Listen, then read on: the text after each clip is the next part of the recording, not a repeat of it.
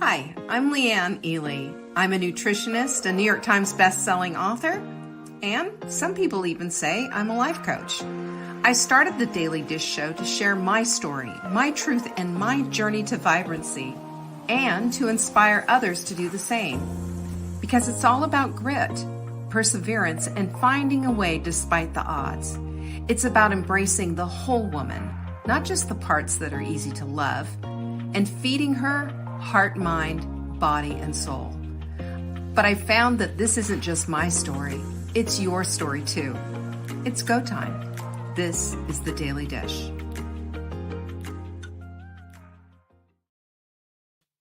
Hello, it's Tuesday. It's election day. It's all kinds of things. Hey there, Nancy.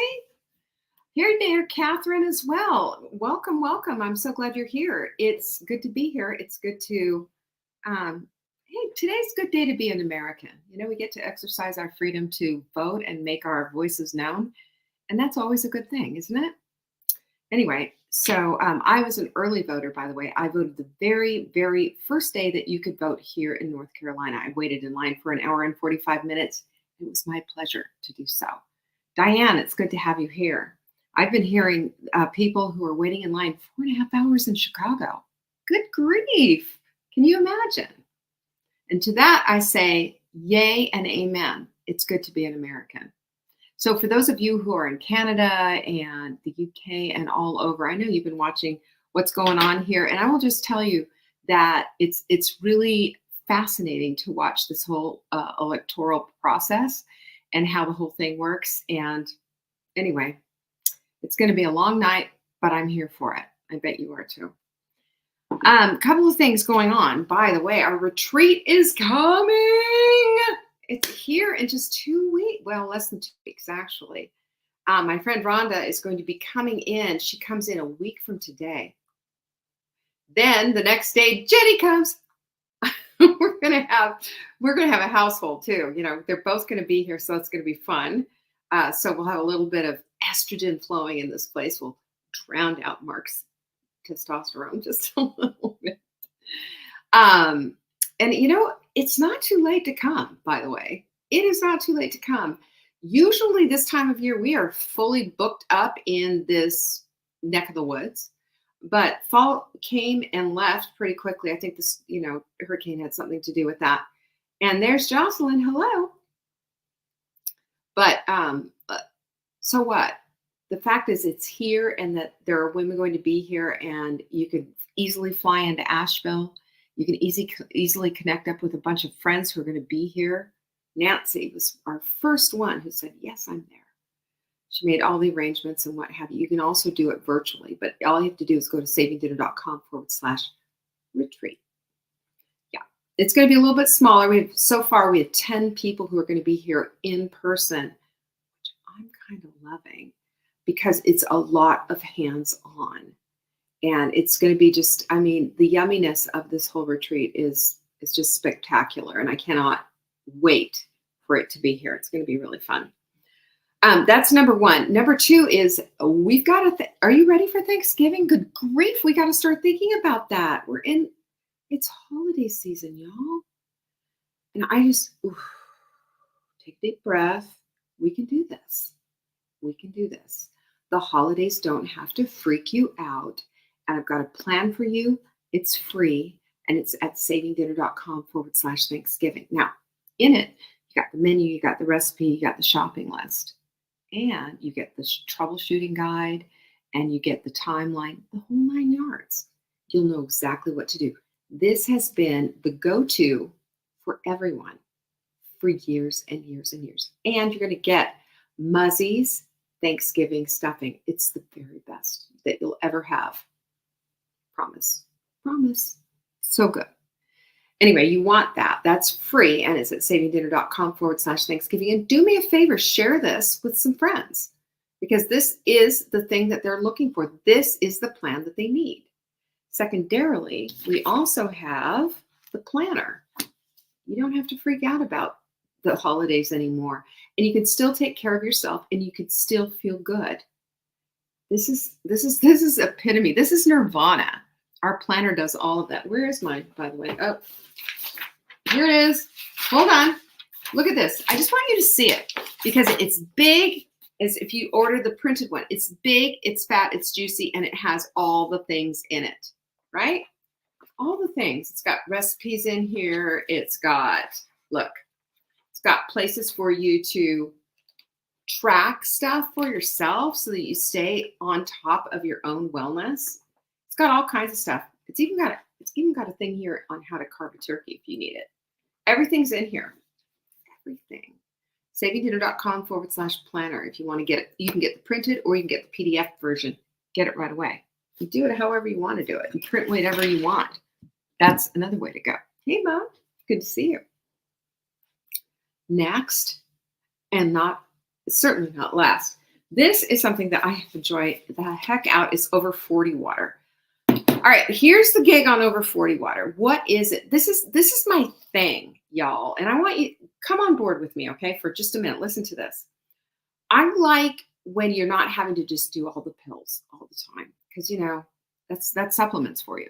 I like drinking it. In here, in this bottle, is Over 40 water and just a little Crave powder. The L-glutamine helps with muscle soreness, which I'm having a lot of muscle soreness right now because of all the activity that I've been doing. And then the Over 40 water, it's got everything. It's going to help me with creatine. It's going to help me with my muscles, also brain function. It's got the choline and the biotin in that's hair, skin, and nails, and your tendons, muscles, etc., all bones, all of it. It's got in it tyrosine, which helps with your moods. And in it, it's also got, what else does it have in it? The magnesium, BHBs, which are fantastic for muscle soreness as well. All of these things are in the water that you already have to drink. Isn't that a cool idea? I just want you to just really think about how important this is and how you are going to be drinking your water anyway. Why not fortify it? Why not make it taste better? Why not be doing something for your body at the same time? So here it is. You buy one, or buy two, you're going to get one free. Humongous deal. Humongous deal. Buy two, get one free. You can find that at savingdinner.com/show. Is that a deal or what? What do you think? And it's tasty. It's got a nice citrus flavor. It's a little bit different than the L-glutamine. It's more lemon lime. Anyway, speaking of holidays, hey Virginia, glad you're here. Speaking of holidays, today I want to talk about expectations versus anticipation, because I think oftentimes we we mess them up. We mix them up. Because expectations, can we be plain about this? Every single person on this planet has this idea of expectations, right? And expectations can really throw us for a loop. I didn't say the quote of the day. Golly, or the week. Life is like riding a bicycle. To keep your balance, you must keep moving. Has anybody noticed that? Have you ever been riding a bike and you just suddenly stop? You just go right over. We don't want that. What we want to do is we want to stay upright. What a good idea. So let's talk about these expectations. Back to expectations. We all have expectations for all kinds of things. Isn't that right, Linda? Linda's here too, by the way. We have it for our jobs. We have it for relationships. We have it for the holidays. Am I right? Our families, for ourselves. And oftentimes when we don't make the mark for those holidays, for those expectations, we start really kicking ourselves around. So it leads to massive disappointment, massive frustration. But I love what Mel Robbins said about this. She said this. She said, we need to stop getting mad at people because they're not who we want them to be. For those of you who are married, I know you appreciated that because, sometimes that happens. I got a little story I'll tell you about in just a little minute. But yeah, it happens. Hey, Martha, I'm so glad you're here. So the point is that, what that quote does is it points to our hearts, right? Of what expectations are to us. And those are our projections onto people, situations, and outcomes, which oftentimes don't even align with reality. That's a poker, isn't it? I don't know about you, but that was a cosmic 2x4. It's true.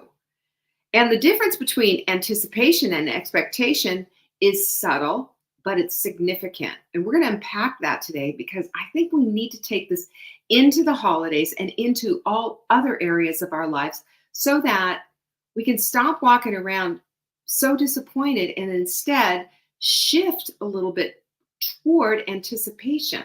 I think it means a big difference. Hey, Jane, I'm glad you're here. So anticipation is looking forward to something, and we look forward to something with what?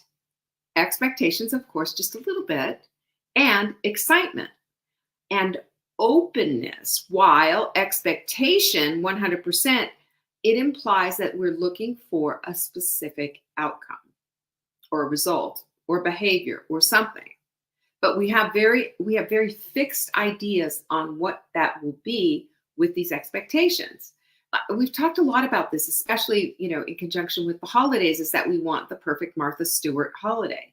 Everything beautiful, everything perfect. How many times does Martha say perfect? And by the way, go watch the Martha Netflix special. Woo! That'll lift your lid a little bit. I thought that was interesting. But what happens when we have our expectations fixed on something to be picture perfect or magazine worthy or whatever, we find ourselves usually disappointed in the outcomes because we get let down. It doesn't turn out that way. The croquembouche falls. If you've ever tried to make a croquembouche, don't.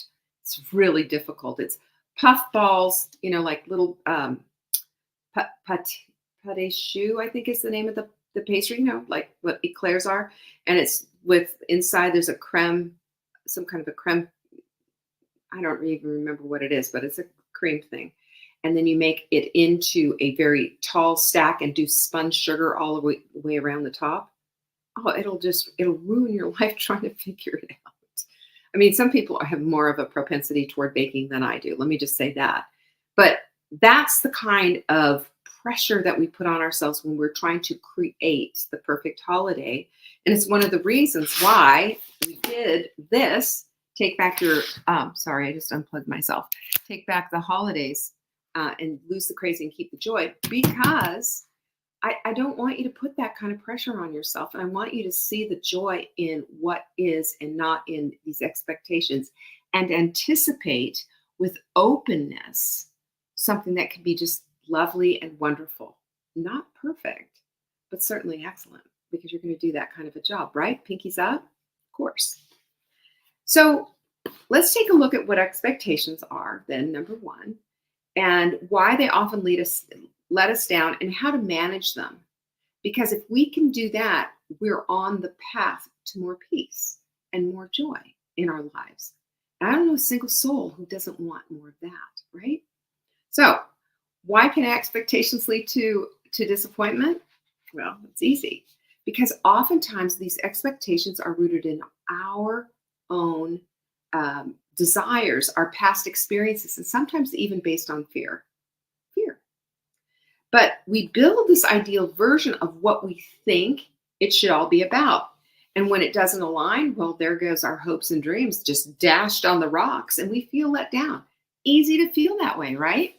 But when we do this, we find ourselves acting in a certain way that creates resentment when everything kind of falls short. Mel Robbins' point is right on, right? We get frustrated with people for not meeting our expectations, but the problem lies more in our projections than in their actions. That sting, it sure hurt me. That was a cosmic 2x4. It's true.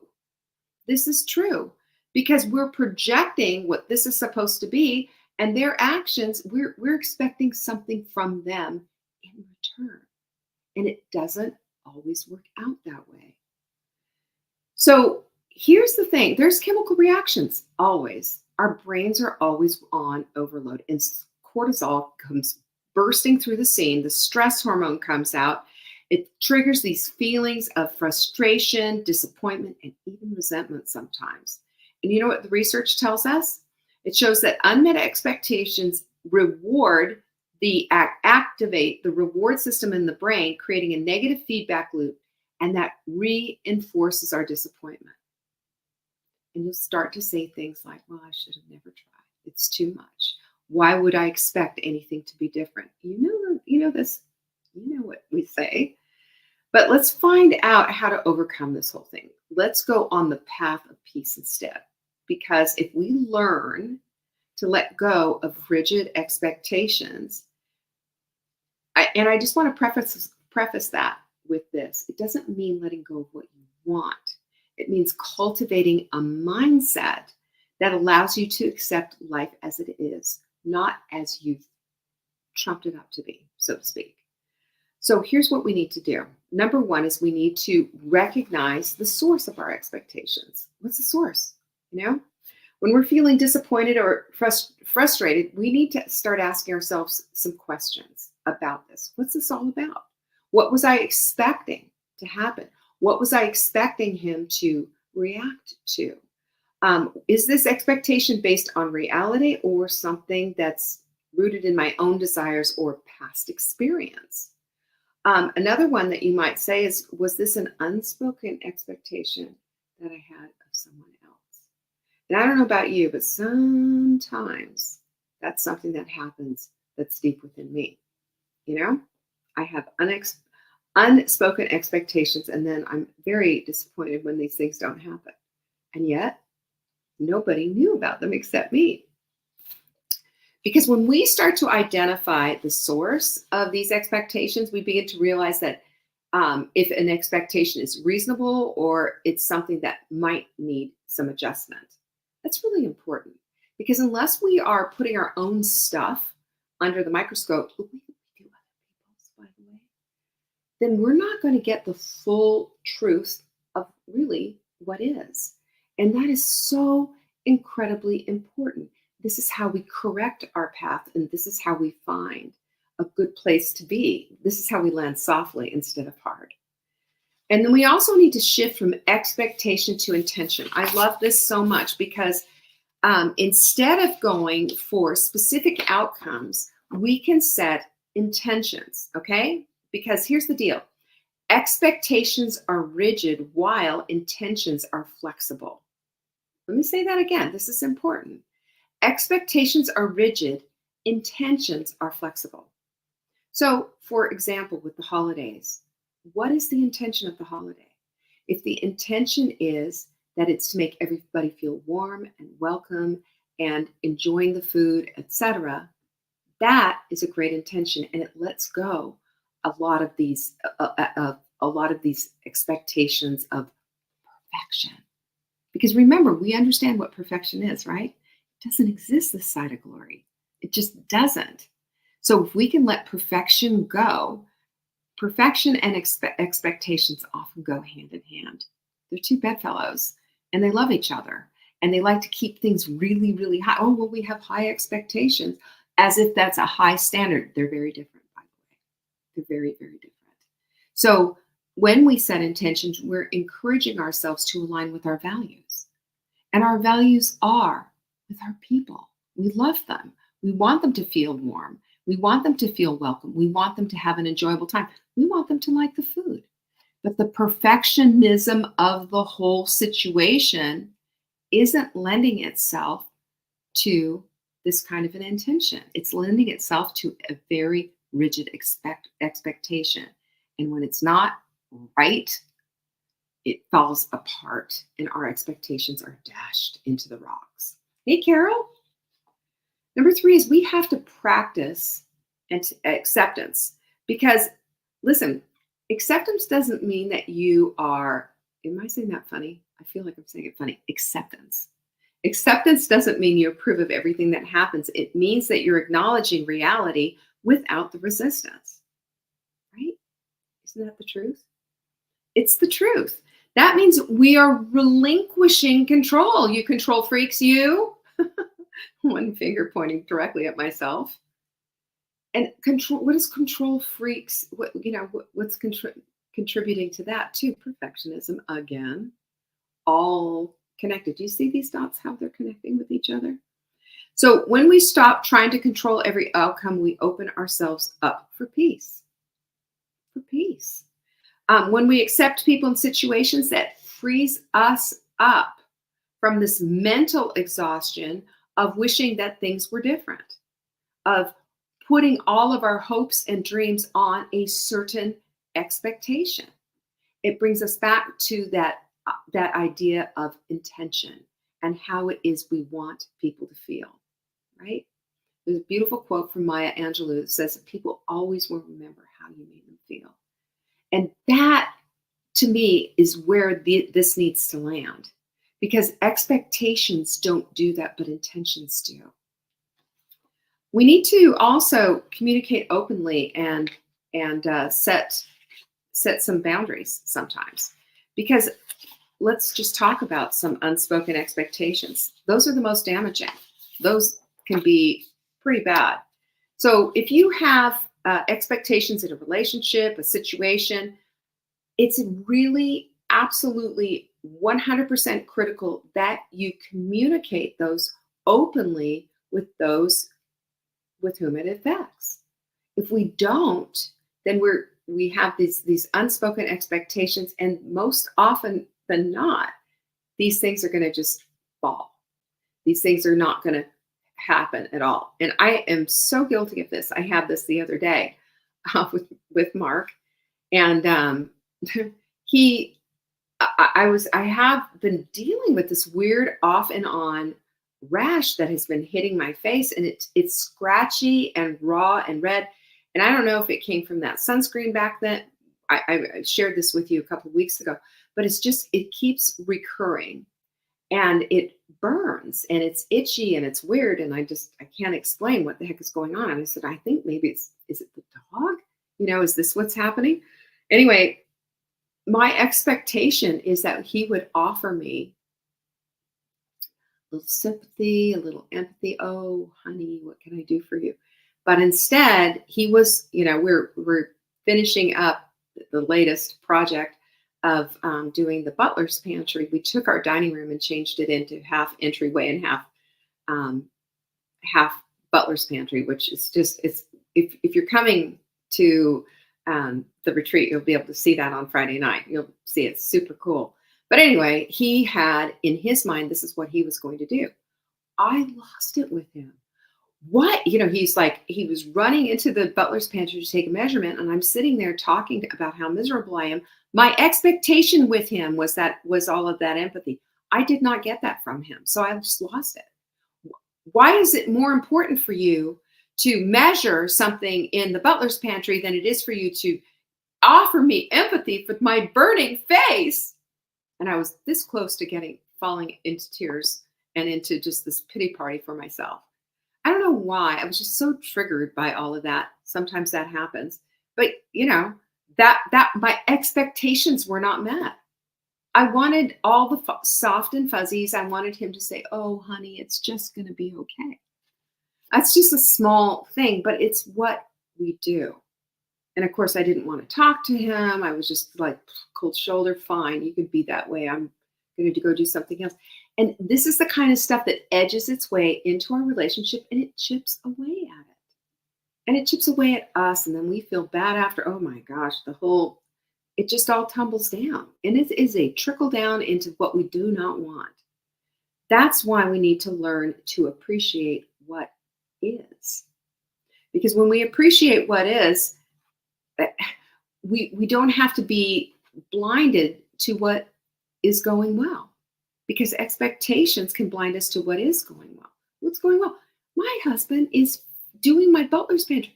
This was my idea. This is what I wanted. I had to talk him into it. He didn't see the vision. Then he got it, and then he did it.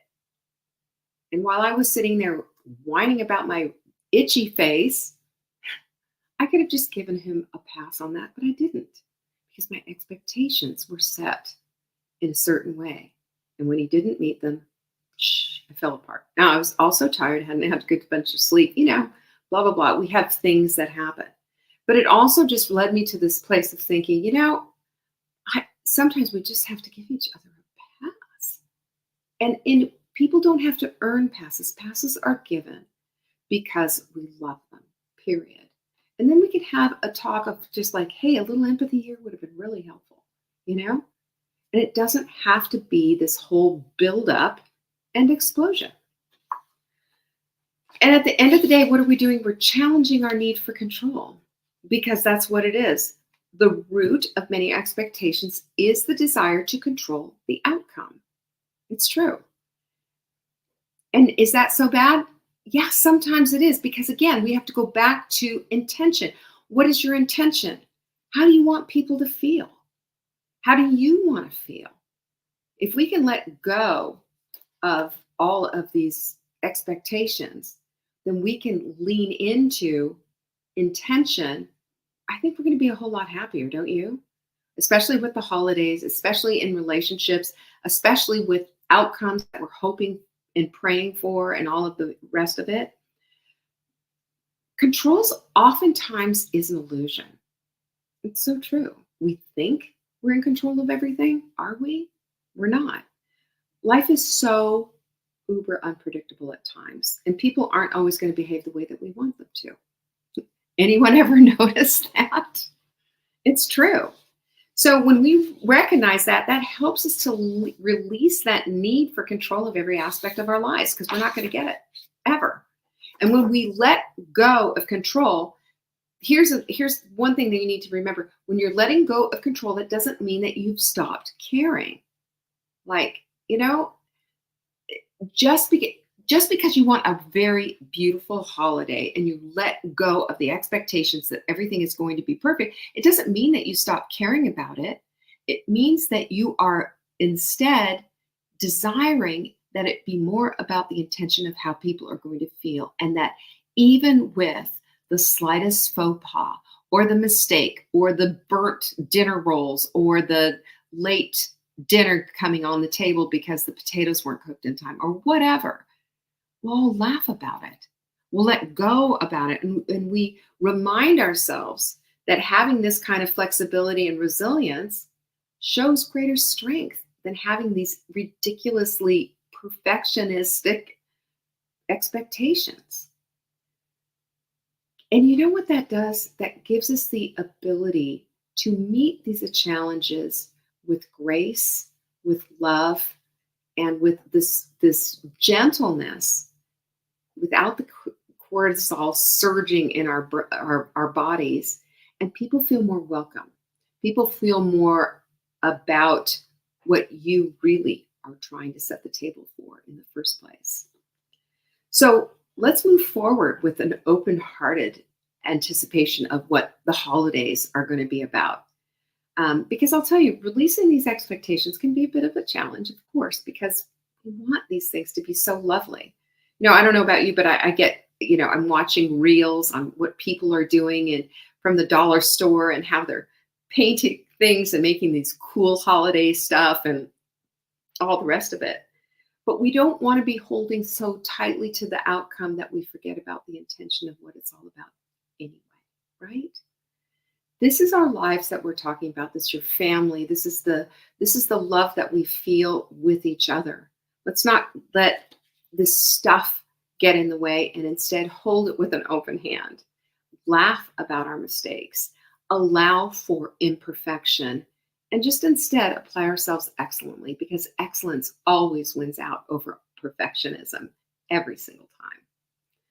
So I hope you found that helpful, and that you're going to let go of some of the expectations with these holidays coming up, because we're here, guys. We're here.